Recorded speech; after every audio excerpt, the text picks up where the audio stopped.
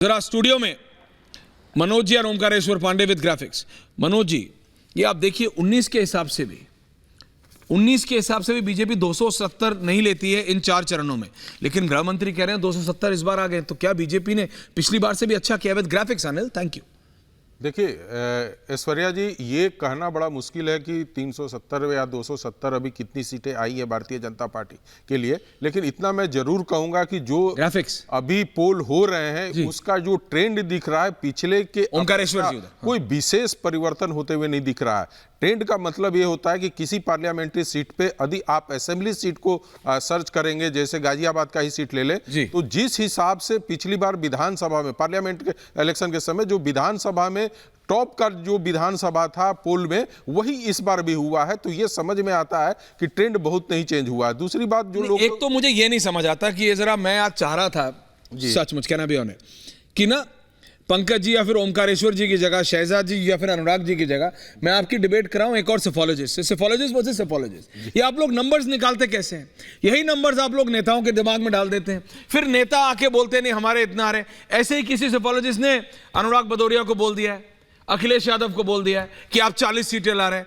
ऐसे ही किसी सेफोलॉजिस्ट ने पंकज शर्मा जी के प्रिय मित्र राहुल गांधी को बोल दिया है अरे आप टेंशन मत लीजिए, आप कहीं सरकार बना लेंगे, आप 150 ज्यादा सीट ले आएंगे। ये आप सेफोलॉजिस्ट लोगों का कोई मतलब कोई बेस भी है कि ऐसे ही जो आपका मन चाहता है आप लोग बोल देते हैं? बहुत सारे बेस होते हैं, बहुत सारे आंकड़े होते हैं जिसको हम लोग मैच कराते हैं। 2014 है, 2019 है, 2009 है। इन सारे ट्रेंड को यदि हम देखते हुए जब आगे की तरफ बढ़ते हैं तो हमको समझ में आता है। और रही बात कि नेता क्या कहता, उसे नेता का चेहरा बहुत कुछ बताता है। आप लोग ही तो बता देते हैं ना।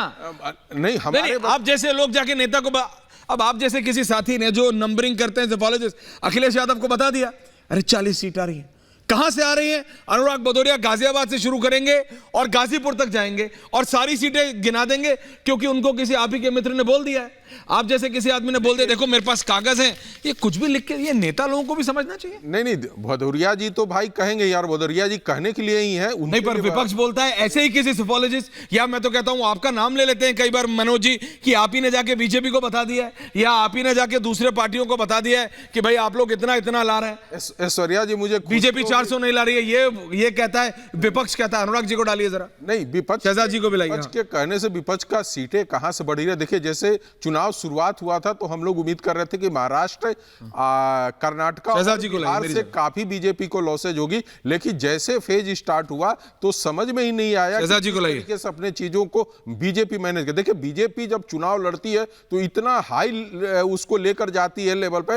वो आज के डेट में कहीं से कांग्रेस या अनुराग जी से भी मैं कहूंगा कि ये दिखता नहीं है कि आप चुनाव किस तरीके से लड़ रहे हैं। लोगों को ले आना पड़ता है, लोगों को समझाना पड़ता है। सरकार अपनी उपलब्धिता तो गिनाएगी, आप यदि उसके कार्यों को बताते हैं कि आपका निगेटिव क्या पॉइंट है तो पब्लिक को समझाना ज्यादा जरूरत है। मनोज समझे या आप समझे या चाहे कोई समझे या ना समझे, ऐसे स्थिति में हम लोगों को एक ही चीज समझ में आता है कि पब्लिक का मूड क्या है। आज के डेट में विपक्ष एक ही चीज पे सबसे ज्यादा टिका हुआ है कि उसको जो ओबीसी या पीडीएफ जो कहिए इनका बना हुआ है अखिलेश जी का, कि ये लोग मेरे पास वोट देने चले आएंगे, लेकिन कभी ये बताते नहीं है कि उनके क्यों वोट देने लोग आएंगे।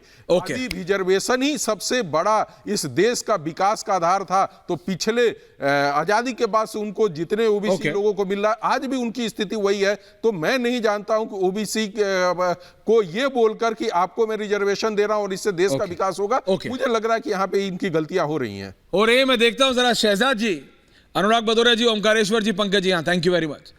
शहजाद जी, गृह मंत्री कह रहे हैं भाई 379 में से 270 सीटें ला रहे हैं, विपक्ष कह रहा है भाई नहीं ला रहे हैं। भाई मैं कह रहा हूं ये हो क्या रहा? जनता देख रही है, 4 फेज निकल चुके हैं, 70% of the election is over. Shahzad ji, सबसे पहले ऐश्वर्या, आपको, आपके सभी दर्शकों को हर हर महादेव, क्योंकि प्रधानमंत्री स्वयं काशी की भूमि पर थे। और देखिए, मैं आपको थोड़ा विश्लेषण कर बताता हूं। फर्स्ट फेज के बाद ये लोग पस्त हो गए, सेकंड फेज के बाद ये लोग ध्वस्त हो गए और तीसरे और चौथे फेज के बाद मैं आपको बता रहा हूं इनका सूर्यास्त हो चुका है, ये अस्त हो चुके हैं। और आज इसी प्रकार से मैं आपको दो तस्वीरें आपके सामने प्रस्तुत करता हूं। एक तस्वीर काशी की, प्रधानमंत्री एक जनसेवक होने के नाते वहां पर पहुंचते हैं, वाराणसी खुलकर बाहें फैलाकर उनका स्वागत करती है। किस प्रकार का दृश्य था सड़कों पर बताने की आवश्यकता नहीं है। दूसरी तरफ वो तस्वीर है कि अमेठी से दौड़ते हुए रायबरेली चोरी चोरी चुपके चुपके लास्ट मिनट पहुंच जाते हैं राहुल गांधी, क्योंकि वायनाड में भी अंशोर है। यही काशी की वो उनका मास्टर स्ट्रोक है। देखा होगा कि जब Shehzad they are calling, Shehzad वो उसको अपना मास्टर स्ट्रोक कह रहे हैं। बात 10 सेकंड में समाप्त। नहीं आप आराम, 10 नहीं, आप 45 सेकंड लीजिए प्लीज। आज आप स्टूडियो से बाहर है, नहीं तो लोग कहेंगे कि जब स्टूडियो में होते हैं शहजाद तो 90 सेकंड लेते हैं, बाहर है तो 10 सेकंड में खत्म कर रहे हैं। नहीं Shehzad, but tell me this, विपक्ष कहता है कि वो उनका मास्टर स्ट्रोक है, वो अगर लास्ट सेकंड में डिसाइड कर रहे हैं तो उनका मन है, आप भी कर लेते अगर आपका मन होता तो। जी मेरे को हटा दीजिए। मास्टर स्ट्रोक है या मास्टर जोक बन चुका है, ये तो जनता ही तय करेगी और उस पर निर्णय देगी। परंतु मैं सिर्फ इतना कहना चाहता हूं, आजकल तो विपक्ष की स्थिति ऐसी है कि तुक्का लग गया तो तीर है, दूध फट गया तो पनीर है। तो इनके मास्टर स्ट्रोक को तो रहने ही देते हैं। अब इतना ही मास्टर स्ट्रोक करना था तो भाई साहब वायनाड की जनता को बता कर जाते। आप ही के लेफ्ट मांग रहे थे कि बताइए वायनाड की जनता से धोखा करेंगे, दूसरी सीट से लड़ेंगे नहीं लड़ेंगे। बहरहाल मैं छोड़ देता हूं उस विषय को, मैं दूसरी तस्वीर पर आता हूं। दूसरी तस्वीर देखने लायक थी। आपको याद होगा ऐश्वर्या रायबरेली में जब राहुल गांधी नामांकन दौड़ते दौड़ते भागते भागते माता जी के अनुरोध पर भरने जाते हैं तो परिवार के 3 सदस्य और खड़गे जी एकदम पीछे की तरफ खड़े थे। और मैं चाहूंगा कि आज आपके प्रोड्यूसर शायद गरिमा जी ही है, गरिमा जी आज की तस्वीर दिखाइए। प्रधानमंत्री जी जब आए तो उनके साथ पंडित गणेश्वर शास्त्री जी, उनके साथ बैजनाथ पटेल जी ओबीसी समाज से, लालचंद कुशवाहा जी, संजय सोनकर जी, योगी आदित्यनाथ जी। आ रहा हूं अनुराग जी। कहां है पीडीए? आप देख लीजिए, एक तस्वीर में कहां पीडीए दिखती है और दूसरी तस्वीर में पीडीए ही है वो।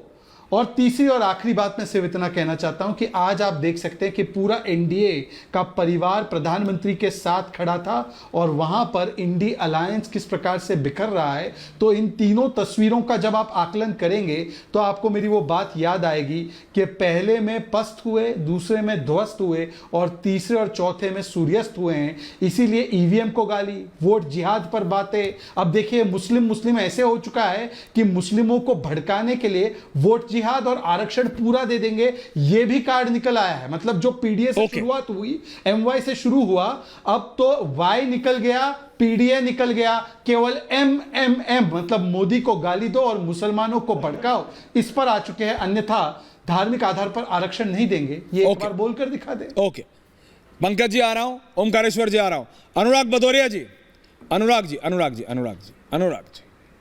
जी, ये YouTube पे बोल, आपने देखी भारतीय जनता पार्टी के प्रवक्ता की हताशा, परेशानी, निराशा सब उनके चेहरे पे बातों पे झलक रही है। फोटो दिखा रहे हैं, ये फोटो देखो, वो फोटो देखो, फलानी फोटो देखो। कभी किसी गरीब घर की फोटो देखी है जो बेचारा परेशान है गांव में, जिनको आपने वादा किया था, किसान को भी तो वादा किया था एमएसपी की गारंटी देंगे, कभी उनकी फोटो देखी है? अगर फोटो तो दिखा दो जब धरने पे बैठे थे। कभी आपने महिला अत्याचार वाली फोटो देखी, घसीटी गई थी रोड पे, वो फोटो भी दिखाओ।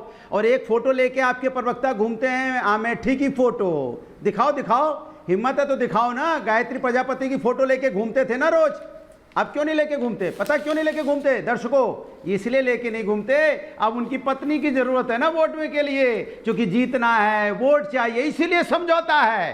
कमाल है भारतीय जनता पार्टी भैया, माने वोट के लिए भ्रष्टाचारियों के साथ समझो अपने पार्टी में शामिल कर लेंगे, जो बलात्कारी जिन पे आरोप लगाते थे उनका हाथ थाम लेंगे, या जिसको परिवारवाद की बात बोलते थे उन परिवारवादी को भी अपना लेंगे। वाह भारतीय जनता पार्टी, कौन कौन सी फोटो दिखाओगे?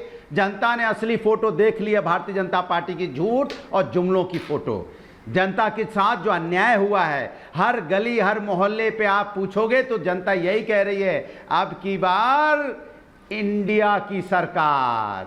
और भारतीय जनता पार्टी का तो नाम ले दो तो आपको गांव में बैठने नहीं दे रहा है आदमी, गांव में घुसने नहीं दे रहा है। ये सिर्फ टीवी में हवा बनाए हैं, टीवी में मीडिया में हवा बनाए। अरे भैया जनता आ रहा ने हूं देखो, हवा निकल चुकी है, हवा है ही नहीं। हवा होती तो पंकज जी, देखो हमारी ओमकारेश्वर जी को रैली बुलाइए। दिखाइए, जो समाजवादियों की रैली, जो भीड़ दिखाइए, रेरम रैला हो रहा है, इंडिया गठबंधन की भीड़ दिखाइए, आप दिखाइए हम लोग की जो रोड शो हो रहे हैं। क्या रोड आपको शो? कैसे हम पता लोग कि के हम रोड नहीं शो देखो, दिखाते? कोई पेड़ पे झूल के देख रहा है, कोई किसी से खंबे पे अटक के देख रहा है, कोई जाली पे चढ़ा हुआ है। जनता टूट पड़ रही है देखने के लिए, क्योंकि उनको आशा दिखाई पड़ रही है कि ये समाजवादी आदरणीय अखिलेश यादव जी जो निकल रहे हैं, ये आशा है हमारी, ये आशा है जिन्होंने विकास का काम किया ओमकारेश्वर जी, था, पंकज कि जी। आएंगे तो विकास की राजनीति करेंगे। इंडिया गठबंधन जो बात कर रहा है वो जनता की बात कर रहा है। ये किसकी बात कर रहे हैं? ये मंगलसूत्र की बात कर रहे हैं। पहले चुनाव में आए थे विकास की राजनीति लेके, फिर आगे मंगलसूत्र पे, फिर मंगलसूत्र से अटके तो आगे मुसलमान पे, वहां से नीचे अटके तो भैंस पे आ गए, भैंस से नीचे अटके तो अब बाबरी ताला पे आ गए, अब बाबरी ताला से नीचे उतरे पता नहीं कहां चले जा रहे हैं भैया। और आप कहां हैं भदौरिया जी? जा रहे हैं। ओके अरे भदौरिया जी, भैया, और आप कहां हिंदुस्तान है प्रभु,